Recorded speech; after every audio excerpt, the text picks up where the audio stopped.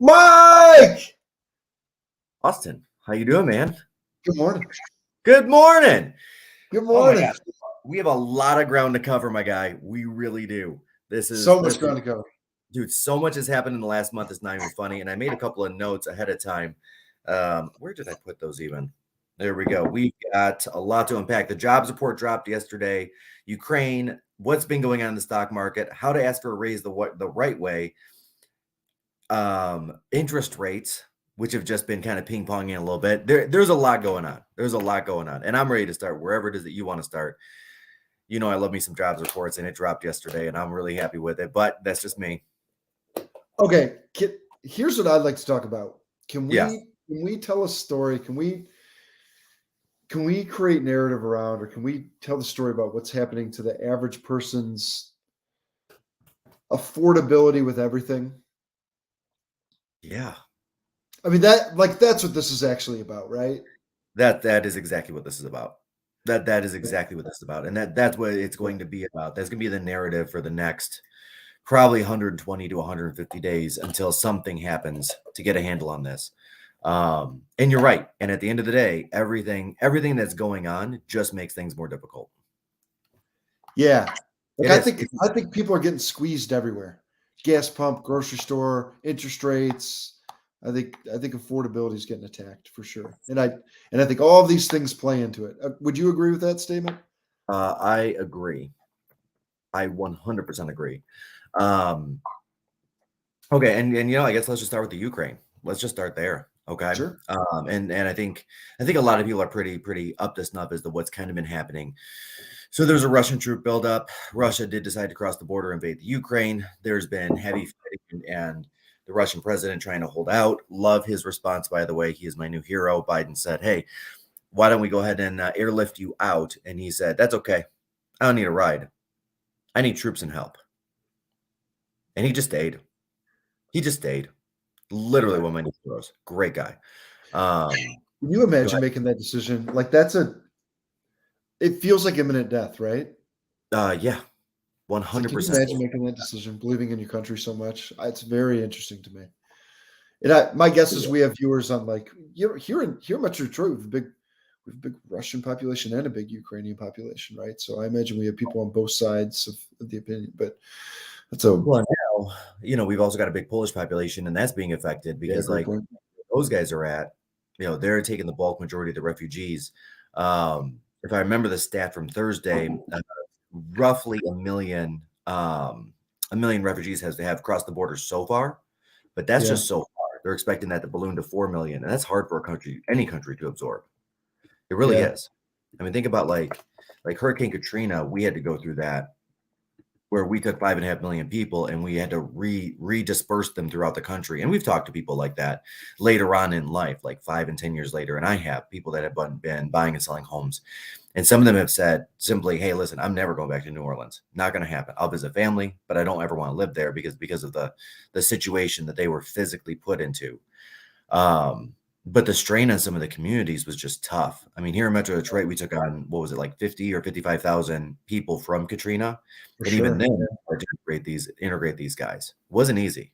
It wasn't easy. And thinking about a country as small as Poland, which I'm kind of curious now. Poland's population. Okay, so Poland has 38 million people as a population. So essentially, they're looking at their population to balloon 10%. 10%. How many people live in Poland? I don't know that I realized that. Yeah. So putting that into perspective, if they're having 4 million people that they're anticipating crossing the border, and we had 5.5 million people displaced from Katrina, I mean, we're talking like a 1% or let's say a 1.5% displacement for us. We're looking at a 10% population increase. Not even a displacement. These people just weren't for at all. Wild. And the vast majority of them will not go back, because that's what happens after you're displaced. For context, that'd be like the United States of America absorbing somewhere between 30 and 40 million people. Yeah. Or here in Metro Detroit, think about Metro Detroit and just adding an extra 400,000 people into the population in 8 days, 9 days. Immediately. Yeah. Where do you go? Where do you put them? It's tough. It's tough. Yeah. Yeah. Let's dig into that. So we've got Russia, who right now accounts for a little bit over a third of all the energy for Europe. Yep. 11th largest economy in the world and third Yeah. energy producer in the world, right? Yep. Yeah. And we import some of their energy as well. So Yep. here's the rough part of this whole thing, right? So we've seen our gas prices jump just in the last couple of days, 11 cents, which is, I mean, going back to Katrina, the largest jump since Katrina. I filled up yesterday at $3.89 a gallon. It's $3.99 when I drove by this morning. That's not to be missed. I mean, to be real, 10 cents a gallon, it doesn't seem like a lot, but when it's 10 cents a gallon every 3 or 4 days for 2 weeks, that's a lot. Now, here's the interesting study on this.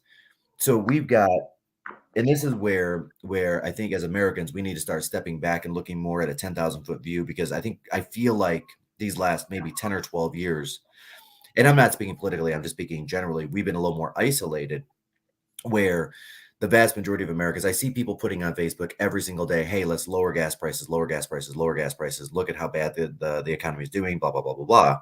Yet, in a Pew survey that just came out, 10,000 people, 92% of Americans want to stop the energy coming out of Russia into either the United States or the EU. And then should that happen, we go to a 100%. Now, let's think about that. If we go to a 100% halt, our gas prices are going to skyrocket past 4 up to 5. Yeah. It's just going to happen. It's just going to happen because we get some of ours from the Middle East. We produce some of ours, right? And now we'll be in a heavier competition with the EU because they're going to pay the dollars for oil. They're going to pay the dollars for natural gas from somewhere, which is going to come largely from the Middle East and also from us and our own companies. They're going to be willing to sell it to them because they're willing to pay a higher dollar. Which, I mean, the good news is we're bringing dollars back into America through exporting. The bad news is it's at a cost for the average American because we're going to have to start paying more as well to keep the oil and to keep the natural gas here. It's interesting. You know what that makes me think of? Like so much of our economy and our feeling of our economy, whether or not we're in a recession or not, is a lot of it's psychological. A lot of it's psychological, and then a lot of it is from World War II to now, we've turned into a global economy, not necessarily a local economy, right? And we know here's that. What I mean by that, by the way. What's that? Here's what I mean by that, by the way. It's like when gas goes up $1 a gallon, right? So I don't know how big. I would say the average person's gas tank is probably somewhere between 15 and 20 gallons. Mm-hmm. So gas goes up $1 a gallon. You're talking an extra $20 a fill up. Okay, so $20 a fill up. Let's pretend you're filling up. What do you think? Once a week? Yeah, like $80 a month. There's 2 of you in your house. It's $160 a month. $2,000. $2,000 a year. Yeah, right. $2,000 a year. A lot of money. Gas goes up $2. It's $4,000 a year, which now we're turning into an extra. Like that's $300 something, $300 to $350 a month. And it's a Ford Escape payment. You know what I mean? Oh, well, and let's couple that down the other way, right?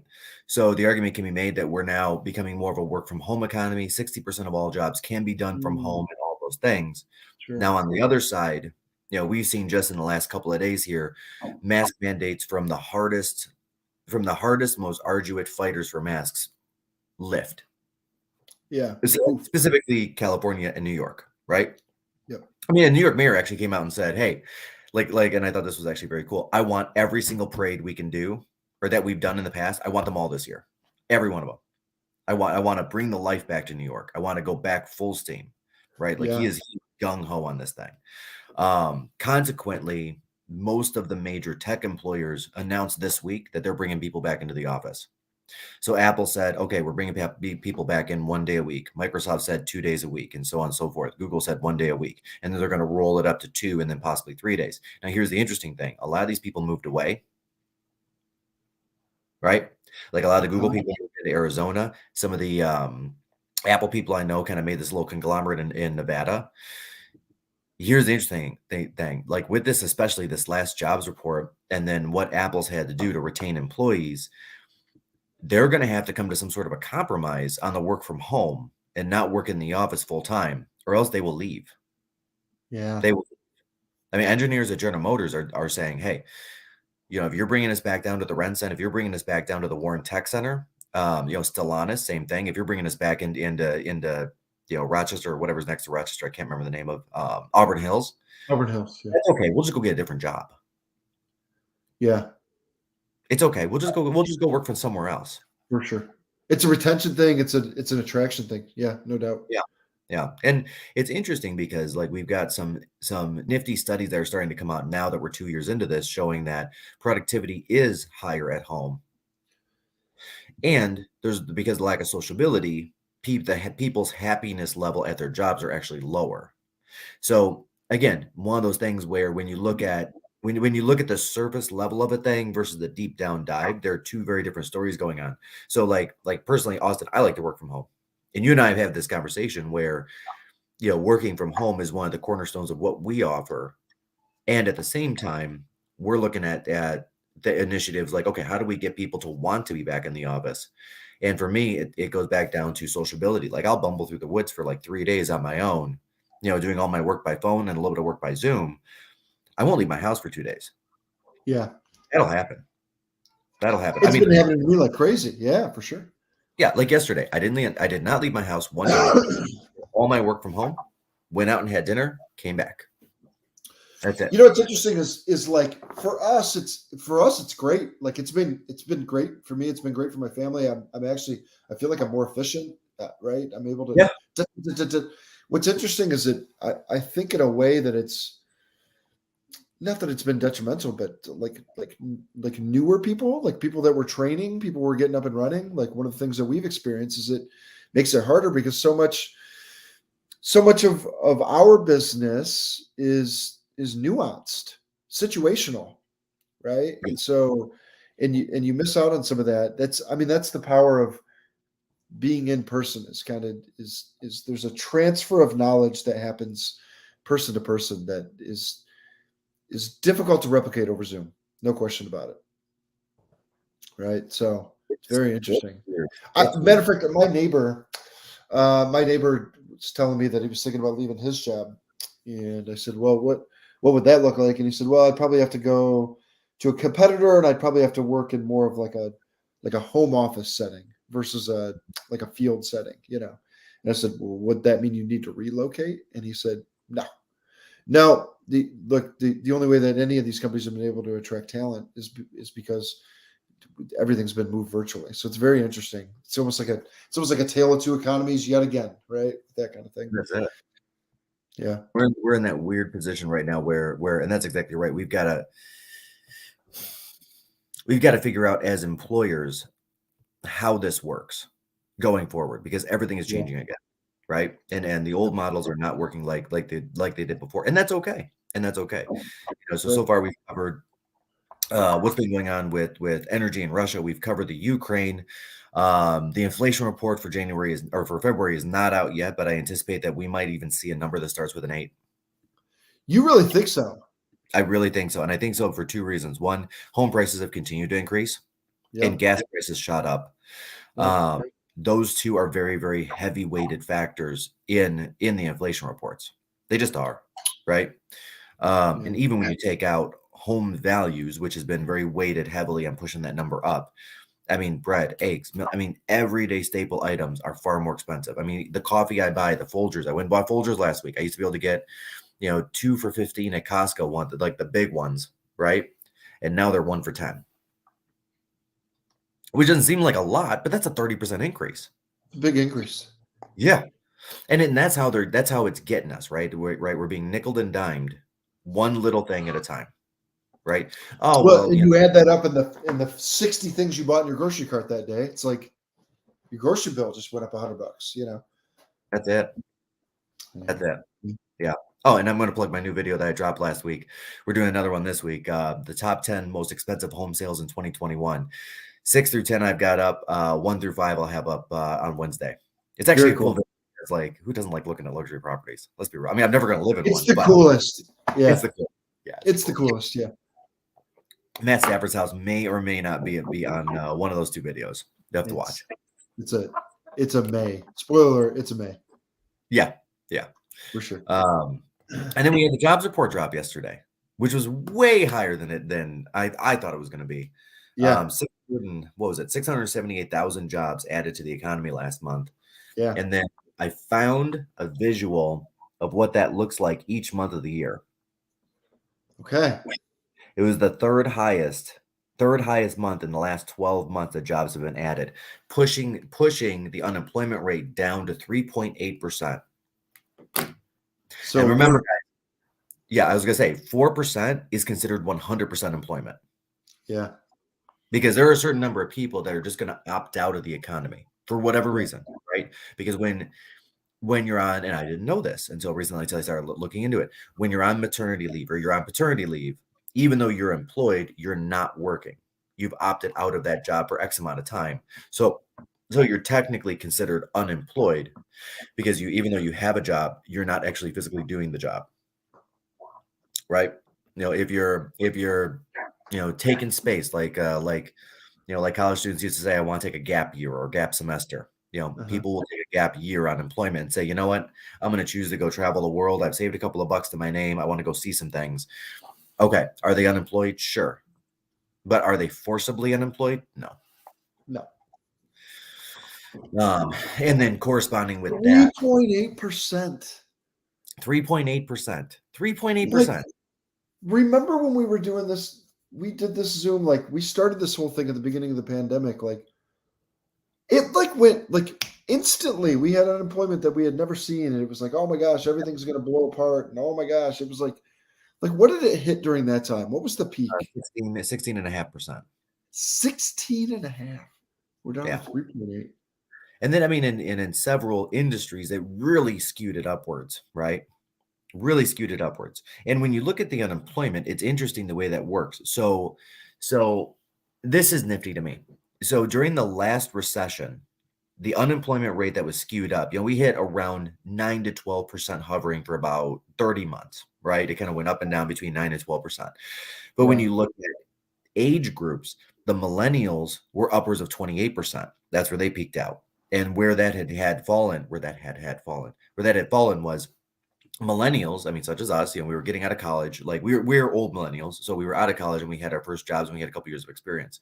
It really affected the people that were 5 years younger than us, where they got out of college, they had the degree, but they had no experience. And then jobs looked at those guys and said, hey, where we would normally hire you for 40,000, maybe we'll do an unpaid internship because I can go get the guy with 5 years of experience for 40,000 a year now because unemployment is so high. Yeah, sure. Yeah. That guy at 5 years of experience used to be worth 70 or 80,000. The guy with 10 years of experience used to be worth, 100 to 125,000. We saw this predominantly in the engineering field, where everything shifted down 30% as far as wages go. And now on the other side of it, so we had a half a generation of people decide not to be engineers anymore. And here we are on the other side, General Motors, Ford, the Stellantis, which is Chrysler. I cannot wrap my head around that name. All of these other companies are just scrambling for electrical and mechanical engineers. And they're paying top dollar out of school. Because that's what happens.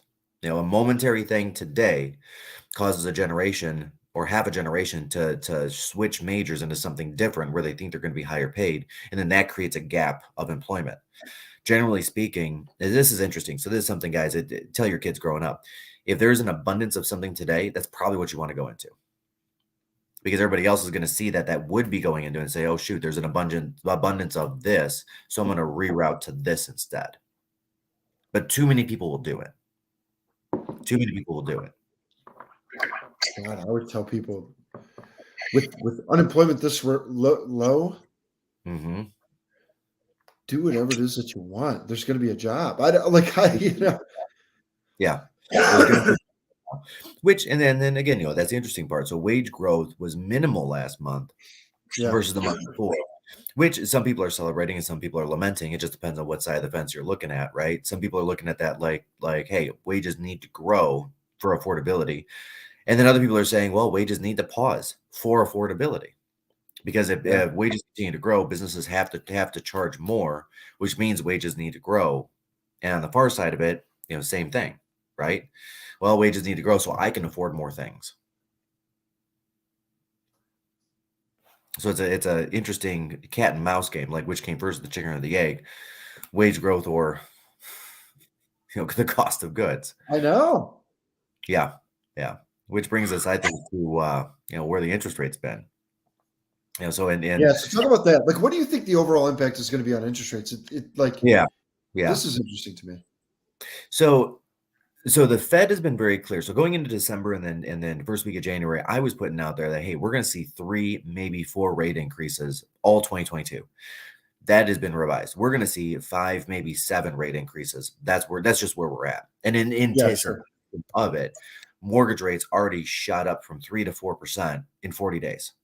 Like it literally just ticked, tick, tick, tick, tick, and then ended up at 4.03% as an average, and has now since come back down to 3.85. But mostly because every time there's uncertainty, the Fed drops rates or pauses raising them. So the Fed has now said, "Hey, you know what? We're not going to raise rates as much as we were originally planned to in March.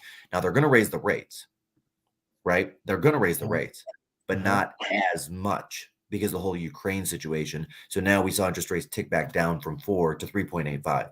And because of that, we've seen a ton of buyers get into the market. I mean, I saw an email come across my desk the other day from another agent that said, Mission Impossible 2022, buying a house. And that's true.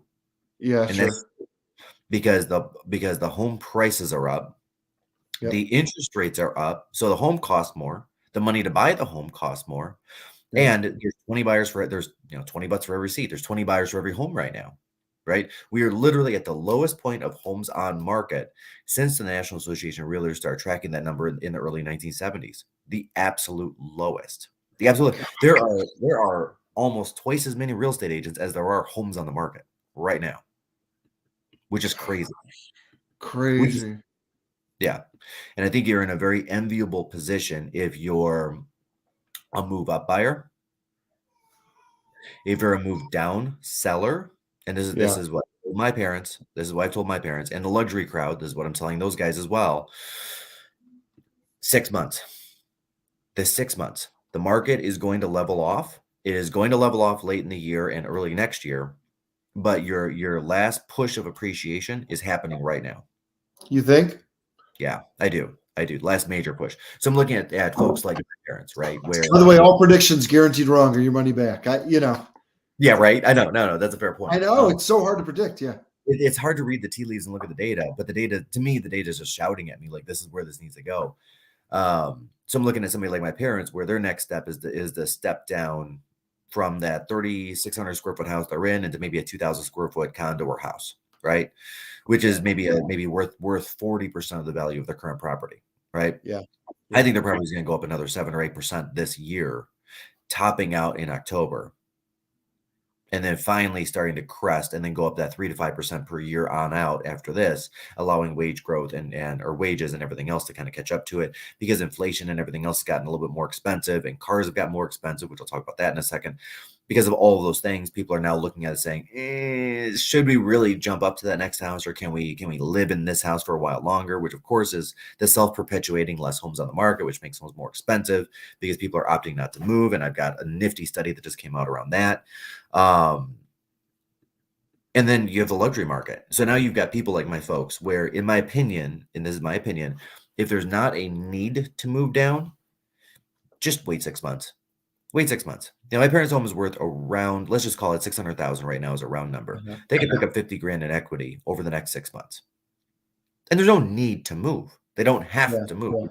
There's nothing physical about the house that they need to move or change, right? And then last but not least, we've got the luxury market, which has remained interestingly more stagnant than expected these last couple of years. So they didn't see the big jumps that the rest of the market saw. And there's a couple of reasons for it. But in the luxury level, if you look at just a straight price per square foot for Birmingham and Bloomfield over the last 24 months, going from January 1st of this year straight back 24 months, the price per square foot only went up $3. That's it. That's it. Now, the number of homes on the market has gone down drastically. So we used to have a pretty running steady 7 to 8 month supply of inventory. Second half of last year, that dropped down to 120 days. And now we're about 45 days of inventory. So again, if you're in that luxury crowd and you're considering that move down or move out, and you want to recoup as much of that equity as possible, second half of the year is probably your time. Because now's your time that those guys that can buy that house are freeing up the capital to buy that house. And the two reasons for it are because A, just like everybody else, the luxury crowd decided not to go on the market this year. And then B, our loan limits have changed drastically in the last 4 months. Like our conventional loans now, I mean, like the jumbo loans, which are your luxury market, that used to be what, 417, 418,000 or whatever that is. Now it's 625. So now you can buy a house with 20% down at 785 and get the best rate possible and still not a jumbo. Well, even more importantly, you could buy a house with 5% down at whatever. It's like at 700, give or take a little bit. Yeah. 680, whatever that number. Yeah, 680. That's right. And then Fannie and Freddie have extended their conforming up to $1 million loan limit, which is craziness to me, by the way. Craziness. But that's okay. That's okay. So if you're 20% down, you could buy a home at 1.250 million, which is a lot of money, by the way, guys. I don't care who you are. It's a lot of money. A lot of money. And you're still paying the rate of the day. Your regular, everyday, vanilla conforming mortgage rates, and you have no extra conditions other than just a conforming loan. And the reality is, in that market, people are putting 30 or 40% down. So people are buying the homes at 1.3 to 1.6, and now they're able to get the conforming rate, which now means they can buy 20, 30% more home than they could 4 months ago at a better payment. And we're seeing those effects. Like I'm seeing that effect in Birmingham and Bloomfield because I'm monitoring it for the last 2 months. I'm seeing that effect actually happening, like right now. Like if you drive out to Birmingham right now, like a lot of new construction has slowed down because of the cost of labor and the cost of goods, but not in Birmingham, not in Northville. Yeah, sure. I mean, builders are building as fast as they can because they know that now's the time, today's the day. They know that. Builders have been holding on for lots in those 3 communities specifically for years are building. Because they know what happens. They know what happens when loan limits go up. More people can afford more, and people trapped in there. And trapped is a bad word because any home at $400,000 or $500,000 is a great home. Like let's not believe that point, right? Yeah. But there are people that felt like they wanted that next luxury property, and they thought that they would have to wait another 3 or 4 years to get it, and all of a sudden they're finding themselves in a position where they can have it today. So what they're doing is they're going to buy it today. It's a lot of information. It's a lot of information. Okay. Yeah. If you were giving advice to an average family of 4 who was thinking about moving school districts, selling, buying, right? Yeah. And you took all those things that we just took into play: rising energy costs, interest rate considerations. Right now, they've kind of tapered off, but they're going to go up. Inflation going up. Like, what's the advice that you would give an average family of 4 looking to make a move, maybe from one community to another, change school districts, whatever it is? I mean, the reasons that what's the advice that you'd give someone, Mike? Yeah, if you're moving up, get it done. Just get it done. Why do you say that? I'm saying that because this is not going to get any easier or any better. Home values are not going to go down. There is no bubble. There's a perceived bubble, but there is no bubble. There will be a little bit of a slowdown of appreciation, but it's not going to go backwards. Even if it does go backwards 5 or 10%, you're still going to end up ahead. If you don't own a home, buy a home. I'm going to put that in the chat as well. You put that right in the chat. Here's the reason for this. So rents went up 14% nationally last year, 16% here locally. It's anticipated that they're going to go up an additional 10% roughly, give or take a little bit this year here in Metro Detroit. But here's the funny thing. Rents always go up.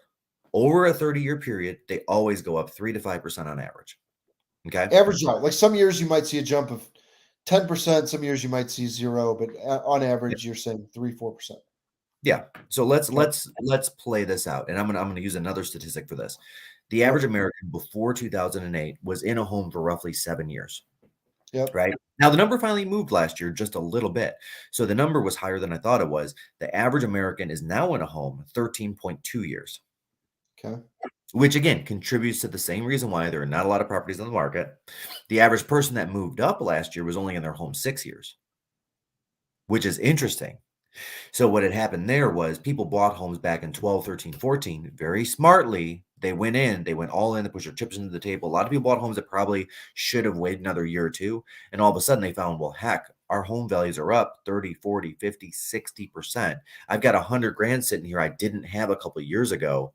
I now have a family and a baby and a thing and a da-da-da-da. So yes, I want to be in the right school district. And guess what? I'm sitting on a pile of cash in my current home. I may as well make that happen. And especially coupled with the low 2.8% interest rates that we had, in some cases, their home payments either remained the same or went down, or more than likely went up incrementally, right? Yep. Because a lot of people looked at 2020, 2021 and saying, okay, I've got a loan of $200,000 and my interest rate is 4.25% because I got it just pre-pandemic or anywhere in that time frame. Yep. Now, instead of holding the loan at 200,000, I can go get a loan at 350,000, get into that next home into the school district that I want, but it's now 2.8%. Yep. Do you have a mortgage calculator by chance? You know what's funny? I was like looking for it. I don't. There we go. Okay. I could get it done though. What do you want? 200,000 at 2 point. There we go. 200,000 at 4.25%. 4.25. Yep. 984. 984. Now go 350 at 2.8%.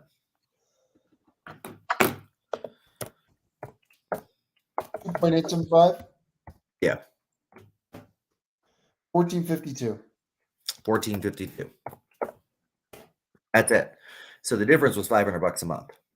Yep. And a lot of families looked at that and said, okay, we can do an addition on our home, cost 100 grand. We can go redo kitchens and bathrooms. Or even worse, we can opt for private school.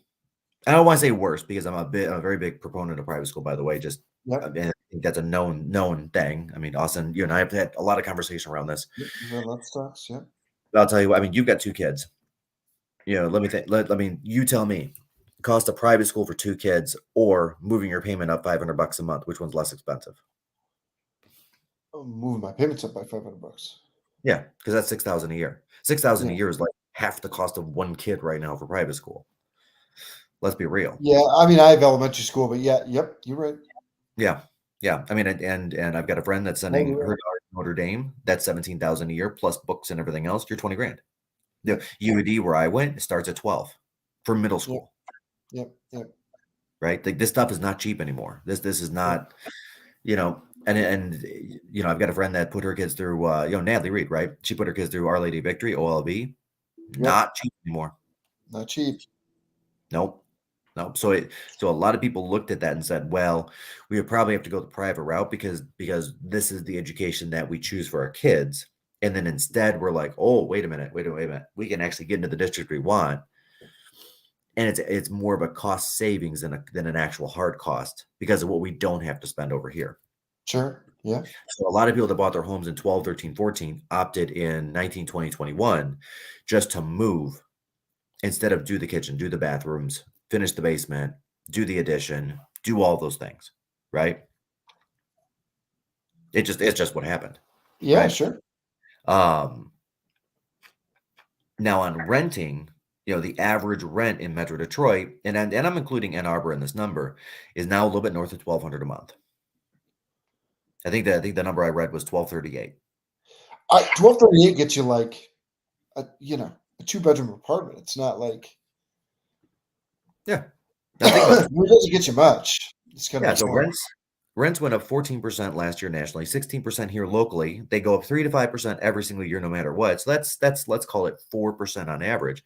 If you're going to spend 13 years in the next property, I'm going to take $1,238. I'm going to multiply 1.04. 1, 2, 3, 4, 5, 6, 7, 8, 9, 10, 11, 12, 13, 14.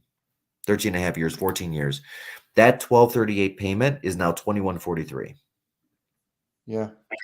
But if you moved up to that $1,450 payment, let's call it, to buy that really nice $350,000 mortgaged house, which is like $400,000 after down payment, right? Yeah. 13 years from now, your payment's still $1,450. Well, that's just it. It's like you're locking in on the day's payment. You're Like, locking like, in today's like payment. your taxes go up a little bit, but like the overall payment Sure. stays pretty well the same. Sure. So, well, let's run that out. So your taxes are, let's call it 1/3 of the payment, and they're capped at an increase of 3% per year. Is it 3 or So 5? no, Is it let's say 3? it's, yeah, I believe it's 3. Well, no, Is it it it 3? floats, it floats with the inflation rate, so the number's higher now. Yeah, fair. Yeah, fair. Let's say 5. Let's say 5. Sure. So it's 3 to 5% of your total payment, or 3 to 5% of a third of your payment. Which one's better? A third of your payment. Right. Yeah. It goes up. It goes up less fast. Now, by the way, you're also paying down your mortgage, and by the Paying way, down you're also your taxes back. potentially appreciating. Like, there's Yep. so many people right over the past couple of years that are like, "Oh, I'm going to time this thing on a market crash." First of all, if you've been talking about timing the market, you've already lost $60,000 over the last couple of years on a $300,000 home. Like you, Easily. like I was talking to an agent that I was networking with. It's like he's got a client that could buy up to 300 with the previous interest rates, and now interest rates have gone up, and they didn't like what they saw at 300, and this is going on for 2 years, and now the same home that would have cost them 250 previously now costs 300. You know what I mean? And so it's like people So are let's good. You would have already lost the money. And then secondly, okay, so you're trying to time it. Well, the truth of the matter is like people move for a reason. People move for school districts or what, like people move for a reason, right? They have kids, whatever it is. It's like trying to time the stock market. Like you might be yeah. able to time it, but the truth of the matter is that if you're in your home long enough, you can't lose. You Nope. know, you're locking in on a lower payment. You're always going to get appreciation. You're paying down the mortgage. It's like in the market that you buy in is the market that you sell in. It's just, so if you're planning on being in your home for 10 or 20 years, I've been having that conversation with a friend of ours, and they want to buy their next home and it's their forever home, right? They really like, at some point people move into a home and you're like, I want to raise my kids here. I want to be here for 20 years. And I go, well, then what are we worried about $25,000 one way or another? If you're going to have to live somewhere for the next 20 years, buy the house you want. It might cost more than what you want it to. And that's okay because the payment is going to feel like nothing 20 years from now or And even that 5 years from now. I agree with you. I agree with you. I 100% agree with you. And it's interesting because, and again, let's look at the rents, right? A lot of people are that, and that's where a lot of people that I see are saying, well, I want to wait for the bubble to crash, are the people that are renters, Yeah, sure. right? And if you've got a rent of, let's say, 1,200, your basic 1,200 a month right now, and let's say you wait 5 years, right? So Yeah. 1,200 a month, and let's say you wait 5 years, 1, 2, 3, 4, 5. That rent is now 1,531, right? Now, Yeah. let's say that you're going to purchase at the same level, but we have to take into account that you're paying down a mortgage and you're getting taxes back on the mortgage insurance discount premium, whatever you call it, Yeah. deduction, Yeah. mortgage interest Yeah. deduction. So at 1,400, right? That's about right because you get about 200 a month back on your taxes, right? Yeah, 2,200 just is for the mortgage. average. That's federal only. I don't think you don't get anything on state, do you? But the average person in Michigan gets back $2,200 a year as what they get back on their taxes, not Yeah. their write down on their income, but the actual physical money that comes in a check form back from the federal Yeah. government. 2,200 is the number. Yeah. So right there, renting and buying is the exact same, right? Now on that same mortgage over that 5 years, you're going to average around $350 a month that you're going to pay down on the loan, right? So 350 by 5 years is 60 months. So that's 21,000. Yep. Right. So if you buy a house at 300,000, which is the Metro Detroit average right now, it's going to have to go down minimum to 280 at some point in time. Right. Yep. With 4 or 5% before you break even. Before you break even. Before you break even. It's not happening. It It's might not happen, but it's not It's happening. not. Now let's say you buy a house at 200,000 and you match that payment. No, well, and here's the other thing. So that payment of 1,200 kept going up. So now your average payment isn't $1,200. The average payment during that 5-year time is actually $1,350. So that's another $150 a month by 60 months. So that's another $9,000. Yep. So now that has to go down, not just 21,000, has to go down 30,000 to actually match dollar for dollar. 30,000. That's 10%. That's not happening.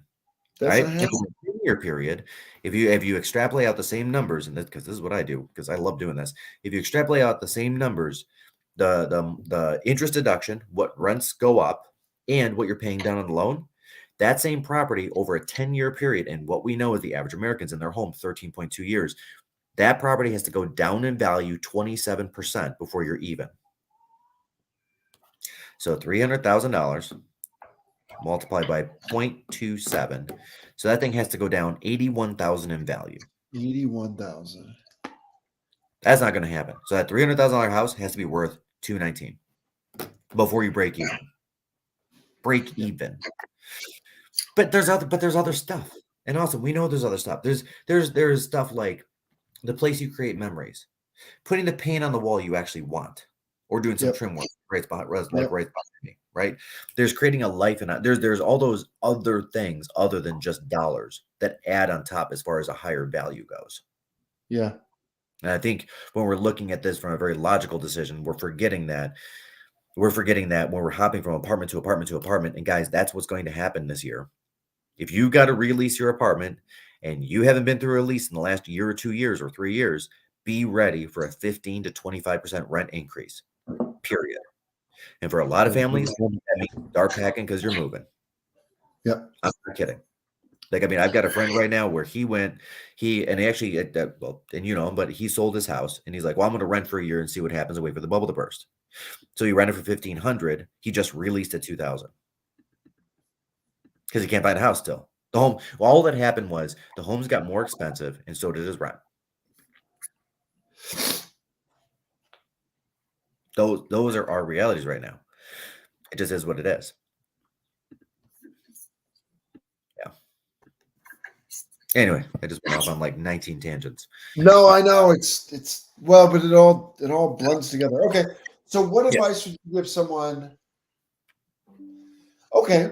What advice would you give someone, Mike, that's thinking about selling their home and moving up in school districts and is thinking, I'm going to sell my home in June this year or July, or maybe even July, and that way you're like lining up your move so that you're lining up your move at the start of school year.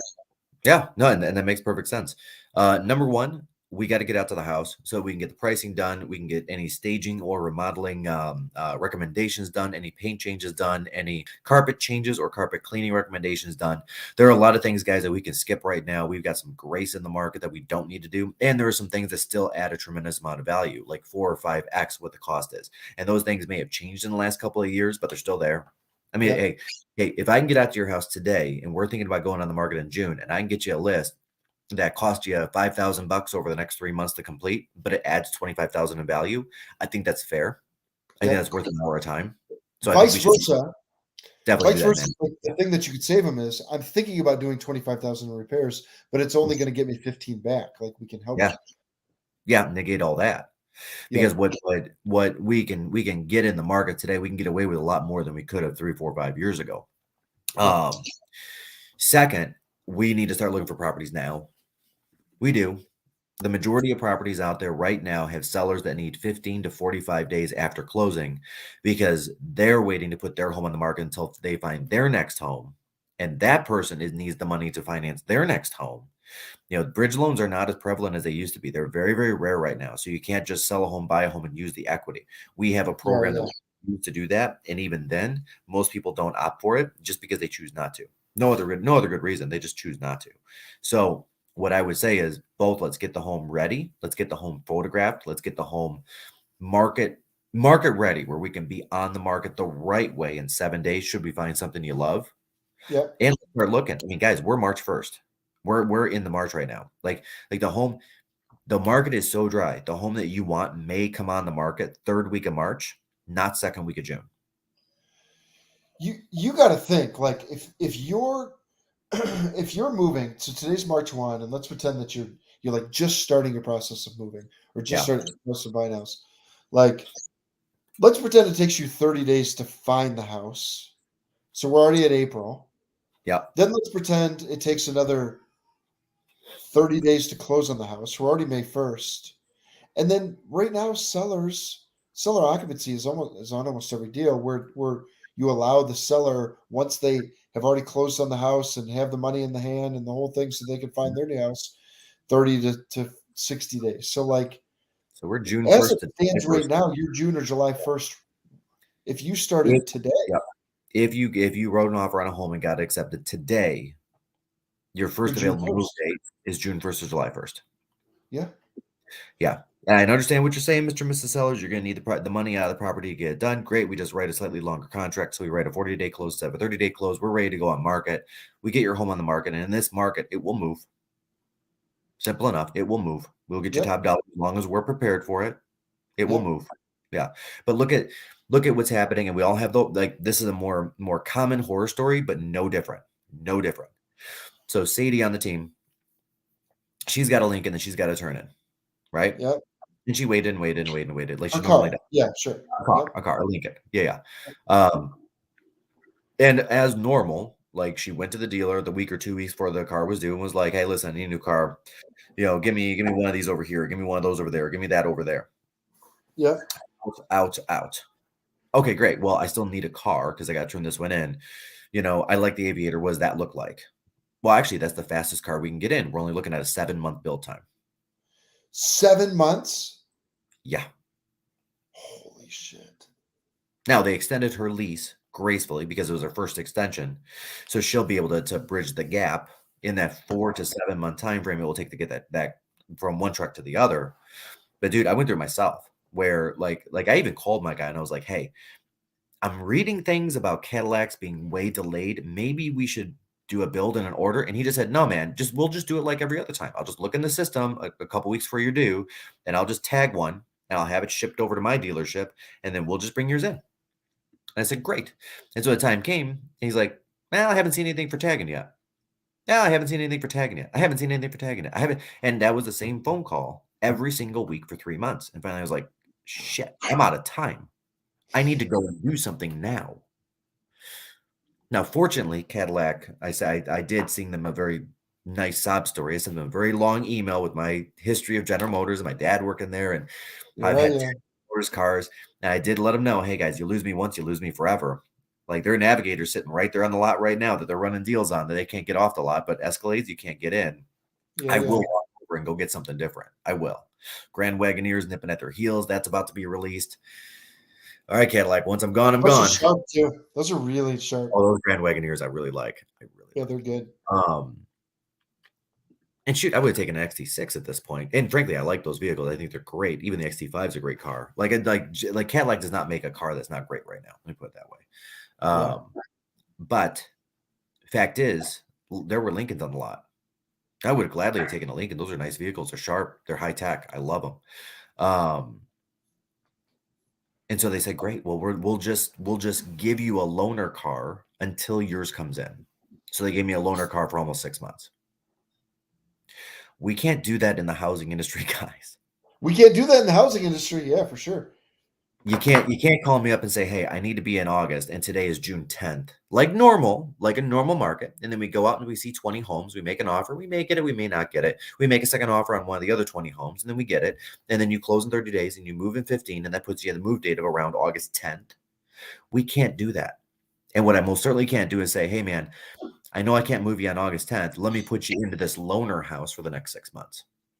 That's not how it works. Let me extend your lease on your own property where you're living for 6 months." Ain't no landlord doing it because they know they get more. And ain't no buyer letting you sit there for 6 months in their house because they need to be in themselves. So point is, guys, like this is what's happening in the market right now. Like we've seen this with I mean, how many times has everybody on this Zoom gone to order anything and it'd be like, "Oh, 5-week delay." Hey, I've got a friend of mine right now that's all excited because she's about to get couches delivered in 2 weeks. Couches, everything. Yeah. Dude, she ordered the couches last May. Last May. I mean, it used to be like 2 to 4 weeks out on couches. I mean, yeah, they're nichey. It's a nichey couch, but still, it used to be 2 to 4 weeks, 4 weeks out on a longer build on a couch. No, we've got new home builders, guys. Get with us on any new home construction. Please take us with you, because we've got builders telling people right now, hey, you know what? It might, like on what is a typical 5-month build, they're saying, hey, it might be a year. Plan on 14 months. We should be able to hit it. We think. But bring us with, because at the minimum, we can at least try to lock them down into the right time frame. So you're not sitting out there languishing saying, well, shoot, I hope my house gets built in the next 14 months. That would be nice. Because what I'm seeing right now in a lot of builder contracts are open-ended timeframes. Yeah. Right. And even more so, priced in cost increases. So I'm seeing this now, and I saw this on 2 builder contracts in the last couple of weeks, where the builder priced in wage growth and the cost of material growth. So we don't know what the house is going to cost in 14 months. So first off, we're not getting the house for 14 months, and then we don't know what it's going to cost. It could cost 20, 30% more. But if you want a new build, that's what it looks like. Oh my gosh. Yep. And that's why, guys, you got to get an agent involved, because we can at least push back and say, okay, why don't we do some caps in there? So we understand labor will go up, but let's cap that at 2%. We understand supplies will go up. Let's cap that at 5%. We understand that it might take longer to build a home than normal, but we need to cap that at 8 months, and then every month after that, you give my guy a discount. Something in there. We got to get something back. What advice would you give someone right now, Mike, that, look, they've got an extra $50,000 in cash, and they're thinking about buying a rental property at $200,000, and putting 20% down, so putting $50,000 down. Probably out the door, you're probably more like $55,000 or $60,000 down, but you got the idea. What advice are you giving that person right now? 6 months ago, I would have said, hey, throw it in the stock market. And as we know, everything will, level off and come down, as we've seen with the stock market over the last 60 days. Honestly, I'd say go ahead and just buy the house and buy a home, in my opinion, in a good school district, in a good area. Especially if you're looking in that, I'd rather see somebody put it into like a good property in a good district, maybe make a little less ROI, but you have better people that will maintain the home, versus like right now, I see some of these, and this is not to be offensive to anyone when I say this, but I see some of these investors going in and buying these homes at 50, 60, 70,000. They're putting some lipstick on it, and they're putting, frankly, tenants that they're going to have to kick out. At the end of the day, it's such a headache. And that's not the intention for the average person. Like if you're an investor and you have 100 properties and that's just what you do, great. Then you can work through kicking tenants out every day of the week, and it's not that big of a deal. You have a system. You're used to it. Yep. You don't even need an attorney to kick somebody out. You could just walk into any court wherever the house is located and go to landlord tenant, that little plaque thing, and then just file the thing for 75 or $85 or whatever it is for that city. And then you can go in front of the judge and you get kicked out. It's actually very low cost to do. And if you follow the steps properly, it's easy. And who's got time for that if you're buying 1 or 2 investment properties or 3 investment properties, and you have a full-time gig and you have a family, and all you're really looking to do is make a couple of bucks to provide for your family and create some wealth, right? That's different. Then you start looking in, like, in my opinion, a Livonia or a Commerce or a Walled Lake or Warren north of 12 Mile. Even like a Sterling Heights, you can still get a couple of properties in that 200 to 300 range. Like you look in those areas where the people themselves are a little bit more stable, they're less transient, right? And then especially near the engineering centers. So Commerce and Livonia put you in striking distance of the proving grounds. Warren puts you within striking distance of the Warren Tech Center, all of those things, because General Motors, Chrysler, Ford, they're bringing people in on contract largely to work on projects. They're not bringing them in as full employees like they were. They're bringing in more contract labor, but high paid contract labor. And those guys are on a contract for 12, 18, 24 months. And then they move on to the next contract, which may be with Mercedes or maybe with a whole different company or even a whole different country. These people are, generally speaking, homeowners hiding as renters. Because if they're going into an area for 15 or 18 months, it's not worth it for them to purchase, because you need at least, even in this market, even in this high appreciation market, you still need to stay in a home 24 months to break even on all the fees and costs and taxes of selling it. Yep. Right? So a lot of these guys come into town and say, okay, well, I want to be in a nice community with a decent district near the GM Proving Grounds. Awesome. Yep. Great. So you want to be in like a South Lyon, a Brighton, a Milford, a Commerce, a Walled Lake. Great. We get this every day of the week. And then they say, and I want to rent for 2 years because I might be going back to Colorado. I might be going to wherever next is after this. Or they may pick up my contract again. Who knows? But I don't. Right? Like there's a lot of people that work at what's it, Molly over on Haggerty Road, that they're coming in on contracts from Japan. They're staying 12, 14, 18 months, and then they're right back out to Japan again. It just is what it is, right? So that's what I would look at. Now, will you make as much as you will on a property in Wayne or Garden City or Detroit or, E-Course or East Point? No. But risk and reward, you also have a lot less risk. Yeah, stability of it, sure. Yeah, because you've got a person that's really a homeowner and will frankly maintain their property as such.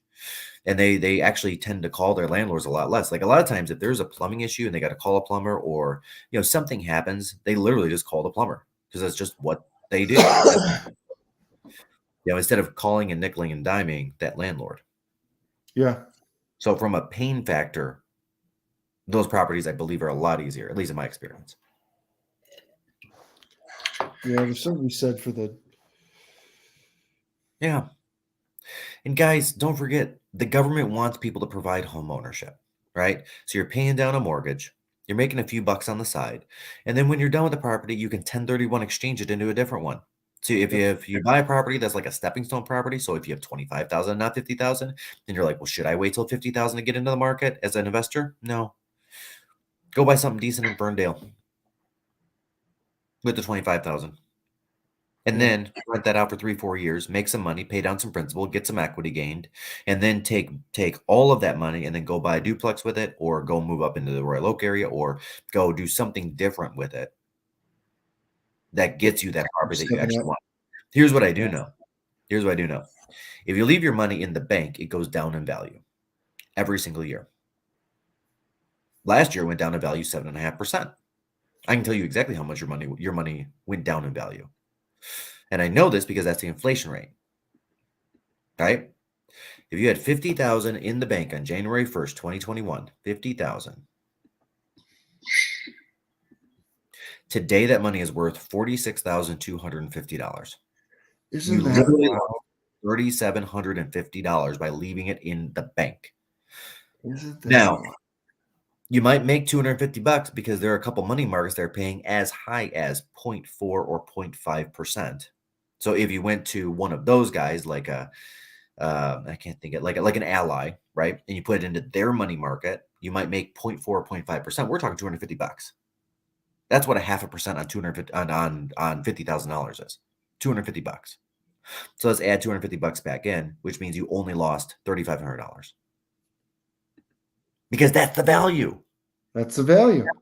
I understand it's an abstract concept, and it's like, well, yeah, I understand it, but do we really? I mean, I don't understand it sometimes. Like I look at, I'm like, oh, hey, price of eggs, it was $3.99 before for the eggs I like. Now it's $4.99. Yeah, the gas pump went up $1. Everything went up in price over that last 12 months. Now my 50,000 doesn't look as good as it did 2 years ago. And inflation is not going to get better in the first half of this year. I'm sorry to say it's not. It's not. Interest rates have gone up, but they haven't had the great effect yet. It's a year-long play, guys. The reason why interest rates are going up is very simple. The government wants to limit corporate spending, right? They want to taper the economy. So instead of the economy going like this, they want to go more like this, a steady increase. And the only way to create those bumpers at the bowling alley right now for the government are interest rates up and down. That's all you get, because they want to raise interest rates to say to companies like Samsung, who's building a $2 billion chip factory in Texas. All right, build that chip factory. But after that, we really don't want you to build anything else right now. Yeah. We don't have the labor in America, and we don't have the supplies in America for you to build anything else. So we're going to make it more expensive to the point that you're going to opt not to. Easing all of that inflation. Which is something interesting that happened the other day, and I want to make sure I hit this one on the head. President Biden did sign into law, which is good. I think it's good. And this is a bipartisan thing, not a not a left thing and not a right thing. But up until this point, made in America was defined as 55% of a product, whatever the parts of the product are, is being made in America. Right? 45% could be made somewhere else, but 55%. Now, which is also this is going to impact inflation negatively in the beginning, but help in the end. In 2023, the number is going to go up to 65%. In 2024, is that right? Yep. In 2024, the number is going up to 75%. Is that right? Mm-hmm. I did not know that. Yep. So they're trying to bring manufacturing back. Yep. So contractors are heavily pushed to buy things made by other Americans, right? So if you want to win a government contract, the easiest way to do that, well, I mean, you got to be a reasonable price, of course, like everybody else, but you also got to buy things from other Americans, right? But the definition of made in America is now changing again. Huh. Which is really interesting to me. And a lot of that goes back to, again, we're looking down the barrel of this pandemic and we saw the chip shortage and we're like, holy heck, we can't even build cars. Like General Motors, this is interesting to me. To try to shore up chips, so their most expensive vehicle right now is the Escalade, right? Yeah. They have Escalades you can get without power seats for the first time in 20 years. Because of the chips. Because they save 2 chips. Huh. Yeah. Because the option is they can shore up a little bit of chip here, a little bit of chip there, a little bit of chip here, move backwards on the tech a little bit, but they can put out 2,000 more vehicles this year with the extra power. Yeah. So why wouldn't you? Yeah. Yeah. And the government, and then again, this is a bipartisan. This is not a Biden thing. This is a both sides agree on doing this and have agreed on doing this. This is not one side or the other. I don't. How do you know these things? I just read a lot. Apparently, man. I read a lot too. I did not read that. Yeah, that was in a couple of news articles that came up, so I looked into it a little bit more. An Escalade right now, and you got to reach down and do the thing. Yep. There was something interesting. Does that mean like a manual? Like you move the seat, like yeah, you pull the thing up and you slide it up and you pull it and you push it back. No joke. All because of chips. It's like we might as well get the product out. Yep. And subsequently, a year ago when we got into this, right, the government started giving bonuses to companies like Samsung to say, okay, we need more chip manufacturing here. Yeah. And part of what had happened was China itself went through some very major lockdowns, more lockdowns than we saw here in the United States. So they were averaging like 20 or 25 weeks of manufacturing per year in 2021. Yeah. They just could not keep up with our chip demand or their chip demand for that matter. And if they're going to, I mean, let's be real, if they're going to send the chips somewhere, where are they going to send it? To their companies here first and then sell them to us. So this is a play to regain control of the processes, which I think is actually a smart long-term move. Very smart. Right? And then this article I saw in the New York Times. Nice. But check this out. Check this out. What did it say? As few as 10% of those will last long enough to make full-time living selling homes. So in some states, we saw as much as it looks like 10% jump in number of agents year over year. Oof, I'm looking at that. Georgia being the top one. And we're seeing those fall apart as well. Man, we were able to bring on some wildly talented people during the pandemic. That's true. I'm talking to you. If you know who you are, like a couple of dozen of them, and just, I mean, wildly talented people that entered into real estate, and they will make it because they're very, very good at what they do.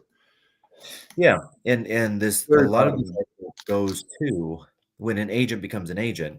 Most agents, the vast majority of them begin their career as an agent working with buyers because they're the easiest people to work. It's easier to gain a buyer client than it is a seller client. Can we agree on that? Happier, yeah, all of it. Yeah, they're happier people. Well, they were, but on a national level, homes are receiving 8 offers on average. Yeah. Even us. And guys, I will tell you this, we are highly skilled. I'm not saying that we're skilled, and I'm not trying to toot my own horn. I'm not putting any ego into this. I'm just being honest. The numbers show we are highly skilled in this market, and it's still taking us 1.1 offer accepted to 4.3 offers written. Yeah. Now that sounds like if you have not been in the market for a while and yep, you have a vague awareness of how hard the market is, that might sound like a bad number. But I'm telling you right now, guys, there are people that are writing 20 and 30 offers before they get one accepted as a buyer. I mean, go ask any friend of yours that has tried to buy a house in the last year and say, hey, is 1 in 4 or 1 in 3, is that good? Because that's where we're hovering. And they'll be like, yeah, who's that guy? We probably want to work with them. And that's just the reality. Just the reality. Yeah. But they're chalking a lot of that up to exactly that. And so most agents start with buyers. And because it takes so much to get a buyer offer accepted, and because these guys, especially the new ones, are not necessarily trained in being able to get that done, they're falling apart and they're not making any money. So they jump out of the business. They're jumping into the business looking at that big check and looking at, hey, I've got this opportunity because I was laid off during the pandemic. And they're jumping right back out because no matter what they do, they can't get that offer accepted. No offer accepted means no income in real estate. Got to pay the bills. Got to keep the lights on. Got to pay the bills. Got to keep the lights on. Yeah. All right, Mike. Yeah. We're 10 over. We're 10 minutes over. So if you had to, what are the top 3 things that people take away today? I guess number 1, we are going through this massive time of just uncertainty. But at the end of the day, it's nothing we haven't seen before with a different name. We are business as usual. We are life as usual. Life goes on. Babies are still happening. Marriages are still happening. Divorces are still happening, unfortunately. All of life is still going to go on. And as bad as the Ukraine might look on the surface, we are not going into a nuclear war. It's not going to happen. It's not going to happen. It's not, because that's mutually assured on both. I mean, if we go into a nuclear war, that's mutually assured destruction for both people. Let's be honest. And nobody wants that. Bad for lose for everybody. Okay, what's number 2? Number 2, both stock market and economy 100% of the time come out better and stronger after a conflict. Every time. Every conflict from World War II to now. World War II, Vietnam, Korea, Persian Gulf I, Persian Gulf II, Afghanistan. Every single conflict the United States has been involved in on any level has always come out and jumped after that conflict, or at least after that conflict started. So that's where Persian Gulf I, Persian Gulf II came in. 6 months after the conflict started, stock market sped north. Yep. They just did. So right now, you have a long time horizon. Yep. If you buy the dip. Yep. Buy the dip, buy the uncertainty, right? Still a lot of stocks, and especially tech stocks, are at a discount right now. We haven't seen these prices for a year. Buy the dip. Huh? Right? And buy a mutual or an ETF. Don't buy just like an individual stock. Spread it out. Yep. Yeah. Okay. Over a long enough time horizon, the fact is 100% of stocks have gone out of business over a long enough time. We know this. I mean, look at it. Kodak. I mean, that was a power player in the market, right? Blockbuster, power player in the market. None of these companies don't even exist anymore. Over a long enough time period, 100% of companies go out of business. We know this, right? Buy a basket, buy an ETF or a mutual. Don't buy just one individual stock and just ride it out off to the sunset. You could get lucky, but more than likely over a long enough time period, you won't. Apple's great, but it won't be Apple forever. It won't. It'll always be displaced, just like everything else in life is. Number 3, buy a house. If you're moving up, or if you do not have a house, buy a house. And if you're like, well, I'm not sure if I should buy a house because I'm renting and blah, blah, blah, then you absolutely need to buy a house because your rents are about to jump 15 to 25%. Simple, literally. But think about that. If you don't believe me, if you're in an apartment complex, call 3 or 4 apartment complexes around you. Don't even alert your current landlord. Just call 3 or 4 apartment complexes around you. Say, hey, how much is a apartment right now? And first they're going to say, well, okay, well, the waiting list, by the way, is 6 to 8 months. And if they're not saying that, then they're going to give you some outrageous number, and ask them that second question. Hey, how much was it to rent the same apartment 12 months ago? If you don't believe me, just make the calls, guys. Make the calls, yeah. And then look at that and say, okay, 12 months from now, or 6 months from now, or 8 months from now, or 3 months from now, when I got to go release, do I really want, and it's not even can I, because most people can, but do I really want to afford my rent to go from $1,200 to $1,500 when I could just go buy a house? And even if I'm paying $1,500, I at least get a couple thousand back on my taxes. I'm paying down a mortgage. It's my property. Buy a house. If you're moving down, no rush. No rush. Literally no rush. Yeah, I mean, you're making money right now, guys. No, I'm telling my parents, I'm telling people that, like, you got 6 months before this market starts eclipsing. Yeah, there's no there. Right. There are a lot of agents, I believe, they're in the marketplace creating the story that you have to get your house on the market right now. But if you're a move down seller, yeah, you got time. You got time. I'm not an alarmist. I'm not gonna sit there and tell you like this is the last month you're gonna make appreciation, because it's not. There's too many buyers and not enough sellers, simply put. And that's everything. That's all I got. And we covered a Yep. lot of Oh, yeah. We covered a lot. We really did. yeah. We covered a lot. Mike, I miss these talks. I love these talks. Thank you. Well, then there was so much that happened in the last 30 days. I'm like, okay, we moved it to 30 days. I'm like, and I think yesterday we were both like, what are we going to talk about? I'm like, I think we have everything. Yeah. we'll find something. Yeah. Well, for Mike, now, I can't thank you enough. You do so much researching, and like it's like you're such a freaking brainiac, and it's amazing, and like you're always so fluid and giving with the knowledge. It's really awesome. So I really appreciated everything this morning. Oh, and thank you, and thanks for guiding us and helping me out with this. I tend to go off on these tangents and never really land the plane. I feel like it's like bumper bowling. Yeah. It's like, and I'm like, all right, Mike, we got to smack over here. It's like we're about to go in the gutter, dude. Yeah, we are. So good. And I will take myself in the gutter every time. There we go. Yeah. All right, guys. You'll go to the gutter, huh? Any questions you got, anything we can help you out with a real estate need, or if you just want to chat about economy or finance or whatever that looks like, give us a call, 248-886-4550. And guys, go enjoy the sun. It looks glorious. I'm like looking out a window right now. I want to be out on the other side of that window. I think instead of going for the gym, I'm going for a run. That's what I'm doing. Yeah. All right, guys. Enjoy the day. Good. All right, buddy. See ya.